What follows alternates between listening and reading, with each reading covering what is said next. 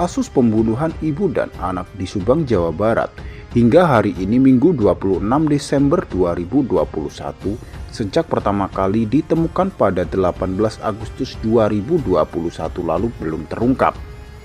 Kepolisian dari Polda Jawa Barat belum juga mengumumkan siapa tersangkanya. Muncul pertanyaan dari publik kenapa tim penyidik terkesan seperti kurang percaya diri untuk menetapkan tersangka pembunuhan Tuti Suhartini dan Amelia Mustika Ratu, ibu dan anak di Subang. Apakah dua alat bukti sebagai syarat untuk menetapkan tersangka belum didapatkan penyidik kepolisian? Tapi masa sih kalau cuma sekedar dua alat bukti tim penyidik belum menemukan? Kita saja yang orang awam yang tidak expert di bidang hukum, yang cuma membaca dari berbagai informasi sudah bisa menilai kayaknya nggak mungkin deh tim penyidik belum mendapatkan dua alat bukti yang kuat, kata Anjas di Thailand. Dalam analisa di kanal YouTube Anjas di Thailand yang berjudul "Akhirnya Pelaku Kasus Subang Tak Berkutik Dengan Alat Bukti" ini, tayang 9 Desember 2021, Anjas di Thailand yakin penyidik kepolisian bahkan tak hanya sudah mendapatkan dua alat bukti saja, tapi 3, 4, bahkan 5 alat bukti penting pun sudah dikantonginya. Anjas di Thailand juga menjelaskan, alat bukti adalah segala sesuatu yang ada hubungannya dengan sesuatu perbuatan, di mana dengan alat-alat bukti tersebut dapat dipergunakan sebagai bahan pembuktian guna menimbulkan keyakinan hakim atas kebenaran adanya suatu tindakan pidana yang dilakukan oleh terdakwa.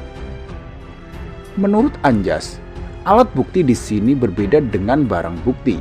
Dalam sistem KUHP, barang bukti merupakan bukti tambahan terhadap alat-alat bukti yang sah menurut KUHP, atau sebagai bukti tambahan terhadap alat bukti keterangan dari para saksi, keterangan para ahli, surat petunjuk, dan juga keterangan terdakwa. Mahkamah Konstitusi mendefinisikan bukti permulaan yang cukup sebagai minimal 2 alat bukti sebagaimana diatur dalam pasal 184 KUHP. Tanpa minimal adanya 2 alat bukti tersebut, petugas kepolisian tidak dapat melakukan penangkapan, kata Anjas. Menyoroti 55 saksi kasus pembunuhan di Subang, saksi yang telah diperiksa tim penyidik tapi hasilnya belum mengerucut pada kesimpulan siapa tersangkanya.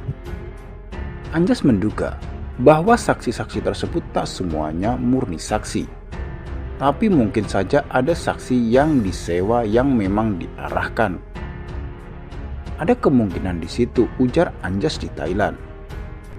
Sebab itu, Anjas mengatakan jika berpedoman pada keterangan saksi agak sulit melalui jalur ini untuk menentukan siapa tersangkanya. Kategori alat bukti yang kuat lainnya, kata Anjas di Thailand, adalah keterangan ahli, surat petunjuk.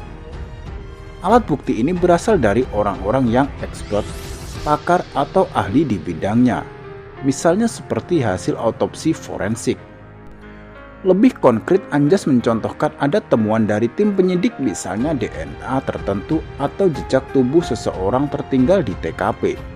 Penyidik lalu meminta ke tim yang melakukan autopsi atau menganalisa laboratorium DNA membuat surat tentang penemuan itu secara ilmiah. Surat inilah nanti yang akan dijadikan alat bukti pada saat di pengadilan. Oke, terima kasih sudah mengikuti video ini sampai habis. Tapi jangan lupa untuk tekan like, komen, dan subscribe supaya tidak ketinggalan informasi terupdate dari channel ini.